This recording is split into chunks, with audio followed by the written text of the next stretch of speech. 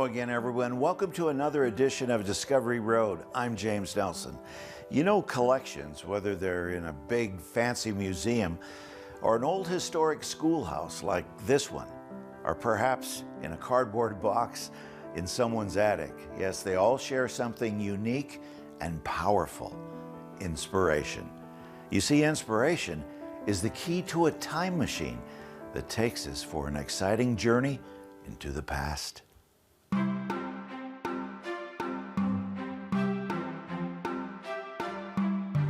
The scientists tell us that herders, foragers, and nomads, the primitive hunter-gatherers, were collectors of plants and wildlife, the necessities they had to be in order to survive.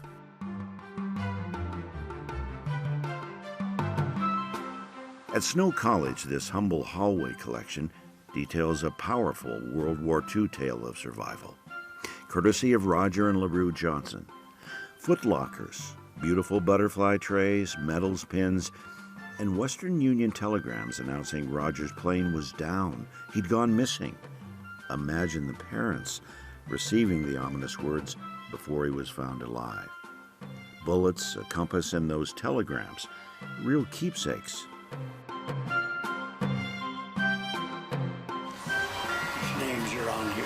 Then there's the late J. Bracken Lee story, a dynamic politician, mayor of Price in Salt Lake City, governor of Utah, and a man who loved his baseball collection. What's that one that I had? That real way back. Honus Wagner. I think. Honus Wagner. Honus Wagner. Yes.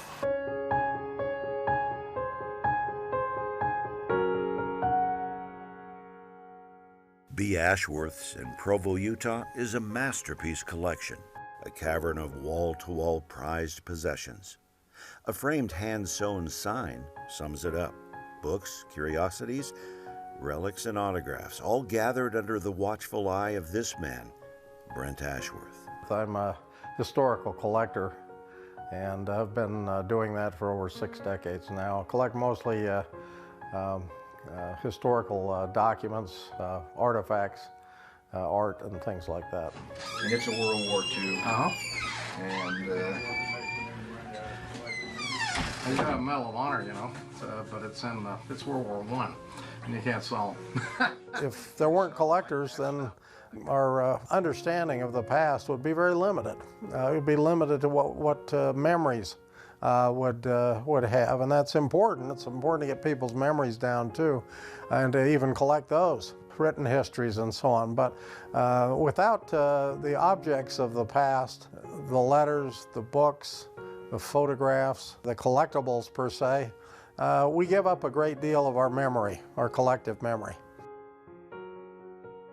If you visit this place, you won't soon forget the remarkable treasures you'll see. For example, a John Hancock pocket watch and the repair bill for the beautiful timepiece of history. The thing that's fascinating about it, it's a beautiful crystal watch, is the back of it has the Goldfinch capital of Massachusetts now, but it was known as City Hall then. So it has City Hall underneath it and an engraving of the old City Hall, which became the capital of Massachusetts later. Brent Ashworth has already written one voluminous book about his extensive collection. The book is fascinating. It's called Show and Tell, a unique journey through history. But the reality is, it would take a library to archive his many history treasures and record and document the million-plus engaging stories that go with them. This is Butch's gun that I'm holding in my hand. It came from his girlfriend Josie Bassett's family. It was handed down. It was found at Browns Park, one of his hangouts. Of course, he was known as the Hole-in-the-Wall Gang. Had up to 400 riders. Yeah, many of us believe that Butch lived undercover under another name if he came back to the United States, which I think he did. Many of the witnesses claimed he did, including some that I spoke with. Some believe he was William T. Phillips, an adding machine salesman in Spokane, Washington. He tried to live straight from then on, but of course he spent a lot of time hunting for some of the stashes that he'd made in his earlier career around the West.